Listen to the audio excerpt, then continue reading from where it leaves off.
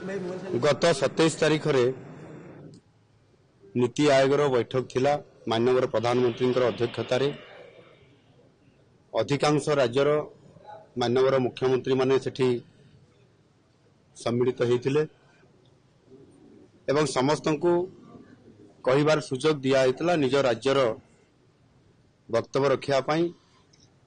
ओडिशार नुआ सरकार आम जो आसीचंती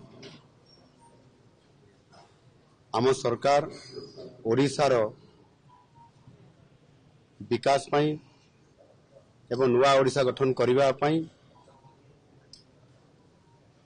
एवं स्वतंत्र उत्कल प्रदेशर जो आसंता 2036 मसीह 7 वर्ष पालन करने जाऊँगी आसंता 12 वर्ष आम गुरुत्वपूर्ण एवं आमको ये 12 वर्ष भितर प्रथम 5 वर्षर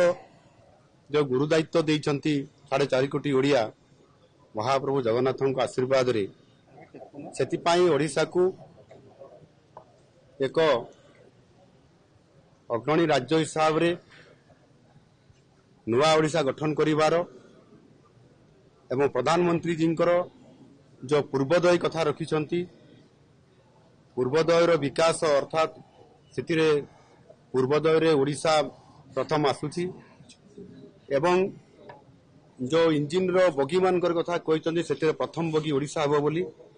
एणु ओडिशा को जेभली भाव में प्राधान्य देइछंती विशेष करके ओडिशा केमिति आगामी दिन रे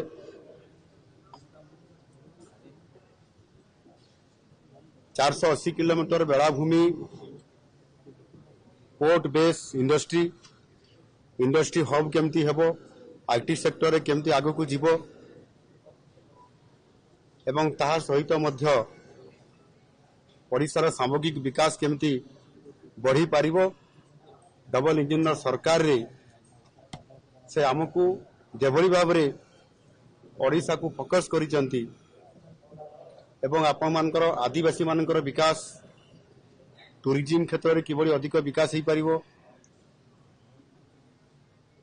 इकोनॉमिक जोन किभली भाव में कॉरिडोर करा जाय कि ताहार व्यापक भाव में प्रस्तुति करा जाय सेथिरे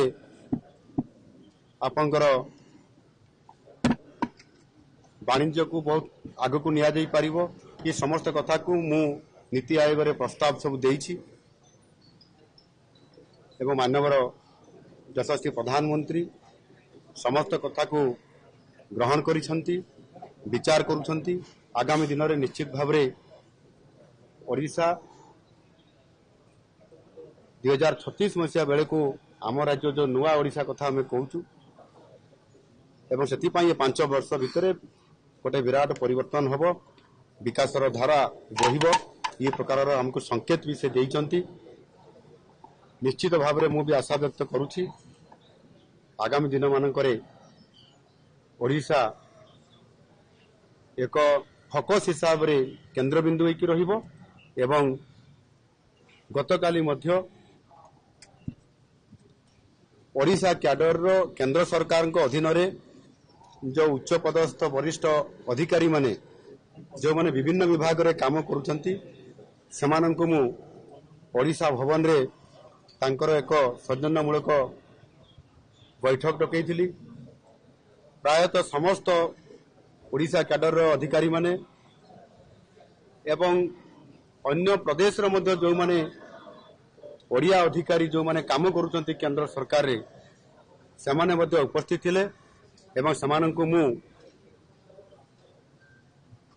जमिति टीम इंडिया हिसाब रे काम करिया पई मोदी जी आह्वान देइछंती सारा भारत वर्षर सब राज्य को ठीक सेमिति ओडिशा पई फोकस करबा एवं ओडिशा पई काम करिया पई समस्त वरिष्ठ ओडिशा कैडर रो अधिकारी मान को मध्य मु टीम ओडिशा हिसाब रे काम करिया पई तांको मु अनुरोध करिछि एवं समस्त मध्य ओडिशा को आगो को नेबा पई सहायता करिया पई समाने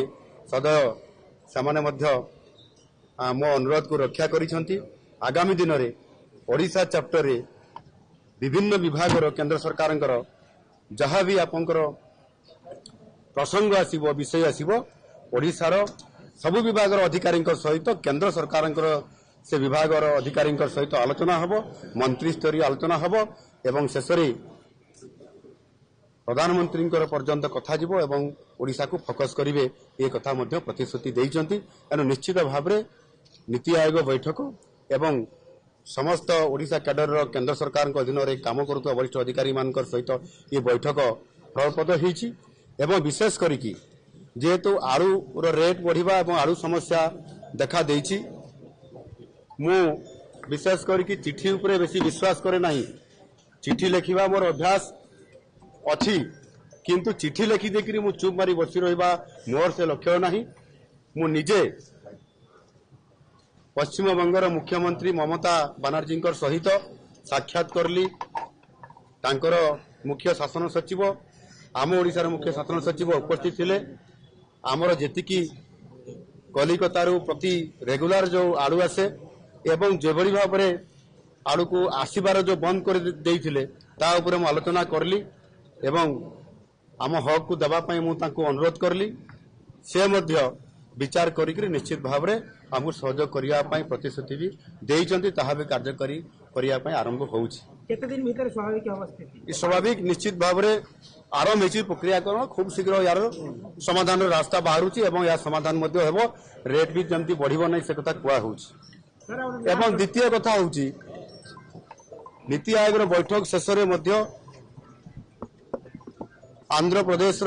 मुख्यमंत्री एन चंद्रबाबू नायडू सहित आमर मोर साक्षात है तांको भेटिकी जो सौजन्यमूलक साक्षात भितर पोलाभरम इश्यू को मु आलोचना करी से आलोचना समय केंद्र शिक्षा मंत्री धर्मेंद्र प्रधान एवं अन्यतम केंद्र मंत्री जुएल ओराम उपस्थित थे आम चीफ सेक्रेटरी उपस्थित थे